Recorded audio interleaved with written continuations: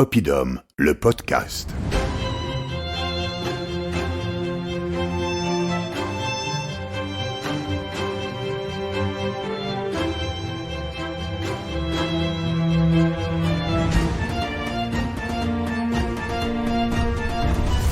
Oppidum, le podcast de l'histoire du Bas Limousin. C'est une histoire très ancienne, elle s'étend sur une période comprise entre 300 000 et 40 000 avant notre ère. C'est le paléolithique moyen, pour être encore plus précis, on parle de l'âge du moustier qui renvoie à la période dite du moustérien.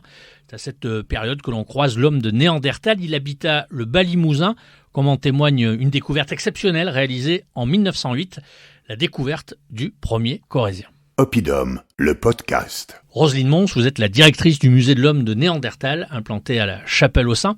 Alors le 3 août 1908, les frères Buissoni découvrent un squelette dans une grotte appelée la Bouffia Bonneval. Dans quelles conditions se déroule cette découverte exactement ? Les frères Buissoni sont prêtres et professeurs à Brive. Donc, ils sont professeurs à ce qui est aujourd'hui le collège Bossuet, l'ensemble scolaire Edmond Michelet. Ils s'intéressent à la préhistoire. Ils ont de la famille à la Chapelle-aux-Saints. Ils viennent à partir de 1905 et en 1908, ils trouvent ce squelette. Comment se déroule cette découverte et qu'est-ce qu'ils trouvent concrètement, véritablement, ce squelette avec ce qui compose par définition un squelette ? Ils sont obligés de gratter quelques minutes, quelques temps, quelques jours ? Quelques années, parce qu'ils commencent à partir de 1905. Il faut savoir que les frères Buissoni ont beaucoup fouillé autour de Brive. À Brive, on est sur un sol qui est du grès. Le grès, c'est acide, donc on ne retrouve pas de restes fauniques ou anthropiques. Ils retrouvaient beaucoup de silex. Et ils sont arrivés à la Chapelle-aux-Saints, ils ont été un petit peu surpris parce qu'ils ne s'attendaient pas forcément à trouver des restes d'animaux ou d'hommes. Ils avaient l'habitude de trouver, donc ce que je viens de dire, des outils. Et malheureusement, si on peut dire, ils ont trouvé le crâne au bout de leur pioche. Comment expliquer le bon état de conservation de ce squelette ? Parce qu'à la Chapelle-aux-Saints, c'est l'inverse de Brive. On est sur un sol argileux, donc ça veut dire que ce n'est pas acide contrairement au grès, et ça a protégé le squelette. Et l'autre chose, c'est que c'est une sépulture. Alors le paléontologue, il s'appelle Jean-Louis Heim, oui. Vous me corrigez si je me trompe, le paléoanthropologue pour être plus précis, nous apprend que l'homme de la Chapelle-aux-Saints était grièvement handicapé. Il le sait de sa physionomie qu'il l'a étudiée. Oui, alors Jean-Louis Heim était aussi médecin de formation, donc c'est comme ça qu'il a vu qu'il avait, alors de manière simple, une subluxation congénitale de la hanche. Ça veut dire qu'il boitait depuis son plus jeune âge. Et ça, c'est très important parce que le fait qu'il ait vécu aussi longtemps, l'homme de la Chapelle-aux-Saints est vieux, chez nous on l'appelle le vieillard de la Chapelle-aux-Saints, ça veut dire qu'on s'est occupé de lui, on l'a aidé à marcher, à chasser, à trouver sa nourriture. Et ça en dit vraiment très long sur les Néandertaliens. Est-ce que les scientifiques, Roselyne Mons, ont pu chiffrer l'âge de son décès ? Alors, jusqu'à présent, on disait entre 50 et 60 ans. Mais il faut savoir qu'il y a des études qui sont en cours, qui vont peut-être changer un petit peu. Mais 50 ou 60 ans, c'est énorme pour l'époque.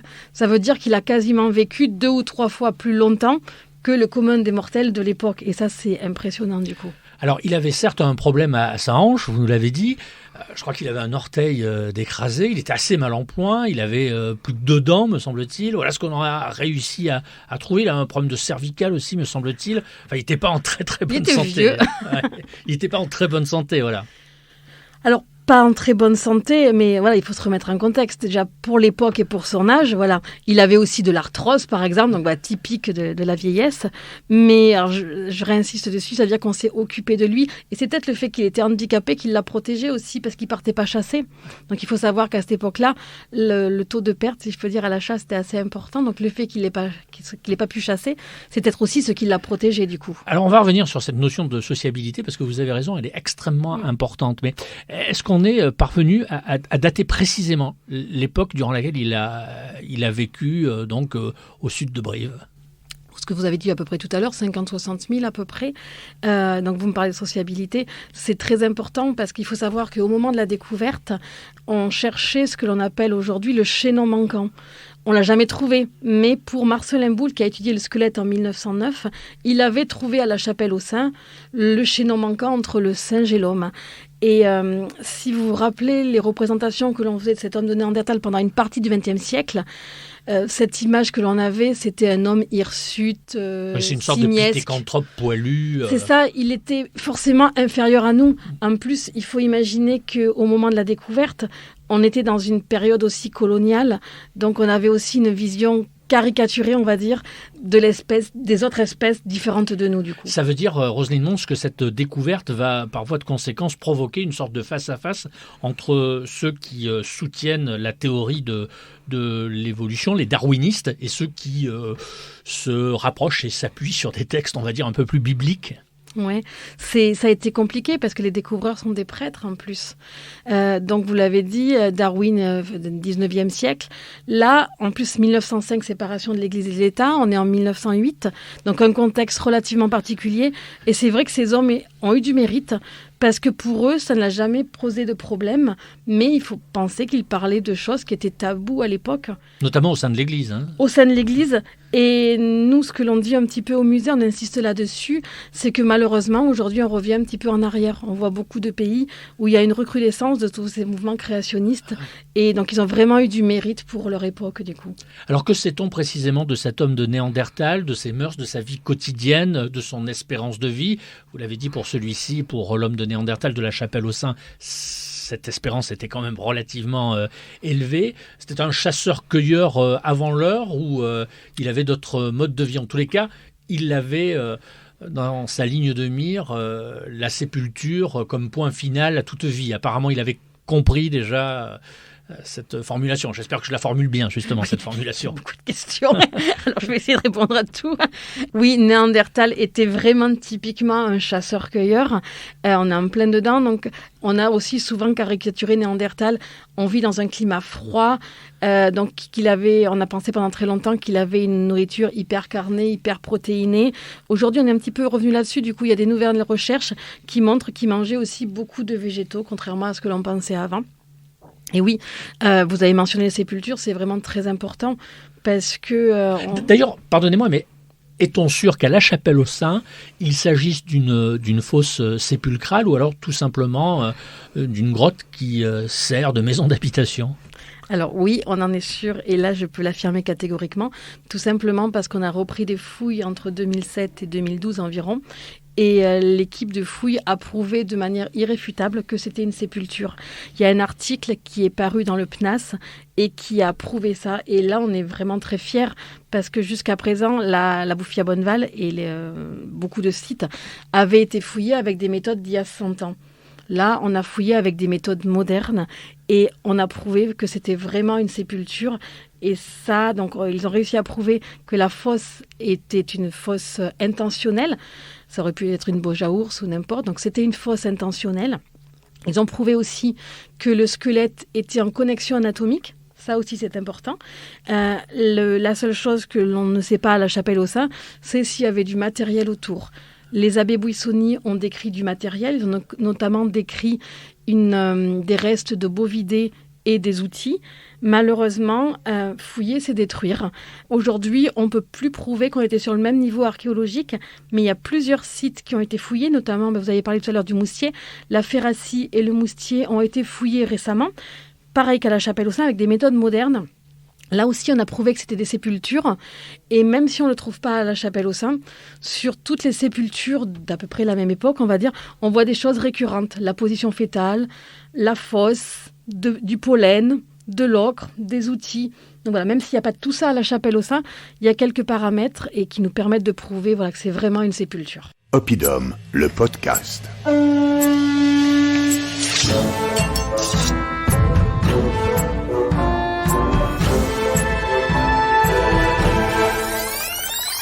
Vous écoutez Oppidum, le podcast de l'histoire du Bas-Limousin. Un mot sur ce toponyme Bouffia que l'on rencontre assez régulièrement. On peut le traduire par grotte, c'est ça? C'est un toponyme occitan ou pas? Donc nos locaux diraient une bouffe. C'est vraiment du patois local, ça veut dire un trou de renard. Parce que quand les abbés Buissoni sont venus à la Chapelle-aux-Saints, c'était comme un terrier, c'était tout petit. Alors cette Bouffia-Bonneval, à proximité de cette Bouffia-Bonneval, on va y découvrir des silex. Et ce qui est intéressant d'après leur analyse, c'est qu'on en déduit qu'ils sont originaires de plusieurs sites corréziens, parfois même au-delà. J'ai noté par exemple que certains silex venaient d'un gisement à Puy d'Arnac, par exemple. Ouais. Donc cet homme de Néandertal, il était aussi mobile, j'imagine, où il avait déjà instauré des échanges, peut-être pas commerciaux, mais en tous les cas des échanges avec ses homologues. On va dire échanges culturels, ouais.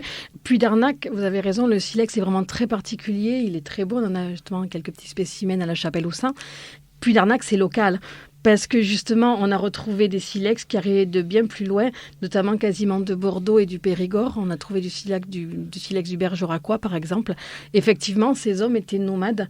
On parle, donc certains scientifiques ont travaillé sur la saisonnalité.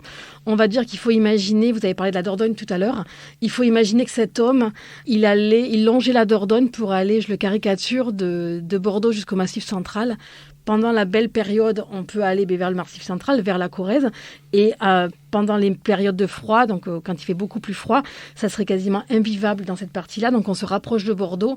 Donc voilà, on va dire qu'il suivait déjà à l'époque la Dordogne et il récupérait du matériel sur son chemin, par exemple. Est-ce qu'on peut dire aujourd'hui, Roselyne Mons, que l'homme de Néandertal avait un comportement social qui était identique à Homo sapiens? Ou alors, est-ce que c'est toujours la source de débats qui sont plutôt vifs sur ce thème? Alors, les débats, ils sont un petit peu moins vifs parce que depuis quelques années, justement, il y a eu beaucoup d'articles, de recherches, d'expositions qui ont tenté de réhabiliter l'homme de Néandertal, justement. Et aujourd'hui, c'est ce qu'on essaie de prouver dans le musée, justement, avec cette visite, c'est qu'on ne peut pas dire que Néandertal était inférieur à nous.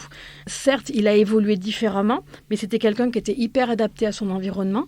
Donc, il n'était pas comme Sapiens, mais il n'avait pas forcément besoin de tout ce dont Sapiens avait besoin. Un petit exemple, par exemple, Sapiens a inventé le propulseur. Néandertal ne l'a jamais inventé. C'est pas qu'il n'en était pas capable, mais c'est tout simplement qu'il n'en avait pas besoin parce que sa morphologie lui permettait de chasser sans propulseur, par exemple. Alors vous avez raison de souligner que depuis quelques années maintenant, on s'est beaucoup intéressé à cet homme de Néandertal. D'aucuns cherchent même la raison de sa disparition. Peut-être que vous avez des suspicions, des pistes. Pourquoi Néandertal disparaît-il apparemment assez brutalement pour certains, assez lentement pour d'autres, ou j'allais dire normalement finalement? Oui, alors entre brutalement, longuement ou pas, ça dépend, il faut se remettre aussi à l'échelle de la préhistoire. Aucun scientifique n'a la réponse, donc moi je l'aurais pas plus qu'eux. On a beaucoup d'hypothèses qui changent régulièrement aussi en fonction de l'avancée des découvertes. Il y a des hypothèses dont on parlait beaucoup avant qui ne sont plus du tout, dont on parle plus beaucoup aujourd'hui. Par exemple, c'est d'actualité les maladies. Pendant très longtemps, on avait parlé de maladies. Sapiens serait arrivé d'Afrique avec des maladies qu'il avait importées en Europe. Aujourd'hui, donc là, c'est plus du tout accepté.